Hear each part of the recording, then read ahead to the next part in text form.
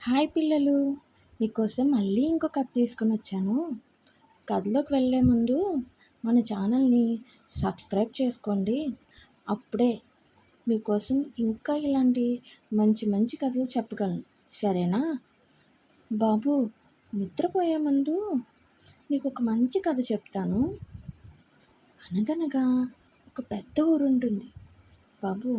ఆ ఊరి పేరు పెద్ద చెరువు అన్నమాట. అక్కడే ఉండేవాడు బుజ్జయ్య అనే నీలాంటి బాబు. చాలా మంచివాడు, నీలాగే తెలివైనవాడు కూడా. వాళ్ళు చాలా లేని వాళ్ళు. అందుకే తను చదువుకోకుండా రోజు తన తల్లితో కలిసి పొలంలో పనులు చేస్తూ కష్టపడుతూ ఉండేవాడు. బుజ్జయ్య రోజులాగానే పొలంలో వాళ్ళ అమ్మతో పని చేస్తూ ఉండగా పొలంలో ఉన్న పాత బావి దగ్గర బుజ్జయ్యకి ఏదో మరుస్తూ ఉన్నట్టు కనిపించింది. ఆ బావి దగ్గరికి బుజ్జయ్య వెళ్ళి చూస్తే పెద్ద మెరుస్తూ ఉన్న గిన్నె దొరికింది. అది మామూలు గిన్నె కాదేమో, చాలా విలువైందేమో అని అనుకున్నాడు.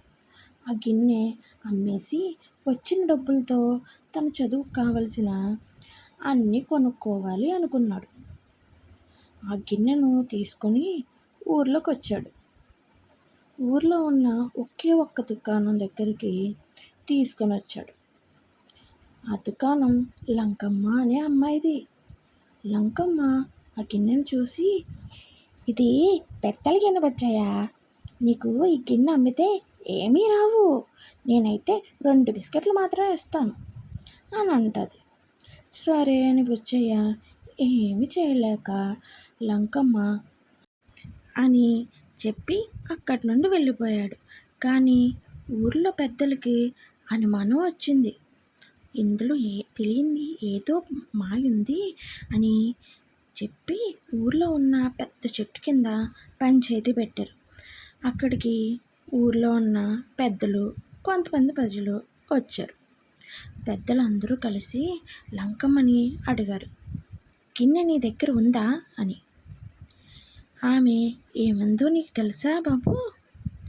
నాకేదీ తెలీదు పెద్దలు, ఆ గిన్నెని నేను ఎప్పుడూ చూడలేదు అని అసత్యం చెప్పింది.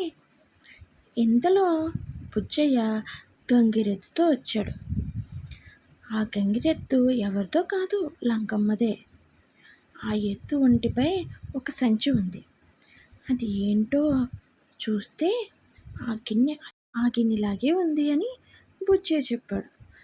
ఆ మాట విన్నారు అంతే. పెద్దలకి కోపంతో లక్కమ్మని మందలించారు. వాళ్ళని మోసం చేశావు, నువ్వు చేసిన తప్పు అని అన్నారు. ఆ గిన్నెను పెద్దలు తిరిగి బుజ్జయ్యకి ఇచ్చారు. ఆ పిల్లాడు దాన్ని తీసుకొని మళ్ళీ అమ్మేసి తన చదువుకు కావలసిన పుస్తకాలు, పెన్సిళ్ళు, పెన్నులు, బట్టలు, బ్యాగ్ కొనుగోలు చేశాడు. శ్రద్ధగా చదువుకొని పెద్దవాడైపోయాడు.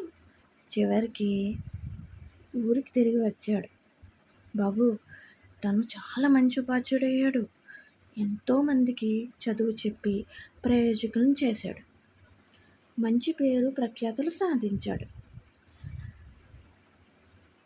ఇప్పుడు నీకు తెలుసు కదా బాబు, ఈ కథ నీతి ఏంటి? చూడు, మోసం చేసే వాళ్ళకి శిక్ష తప్పదు, నిజాయితీతో ఉండే వాళ్ళకి విజయం తనకు తానే వెతుక్కుంటూ వస్తుంది. ఇప్పుడు నువ్వు కళ్ళు ముయ్యి బాబు, నువ్వు మన బుజ్జే లాంటి మంచివాడివి అవ్వాలి. సరేనా పిల్లలు? కథ ఇంతటితో అయిపోయింది. మీరు కూడా బుజ్జేలాగా మంచి వాళ్ళ ఉండాలి. సరేనా? వెళ్ళే ముందు మన ఛానల్ని సబ్స్క్రైబ్ చేసుకోండి, అలాగే షేర్ చేయండి, లైక్ కూడా చేయండి. బాయ్ పిల్లలు, మళ్ళీ ఇంకో మంచి కథతో వస్తాను. సరేనా? ఉంటాను ఇంకా.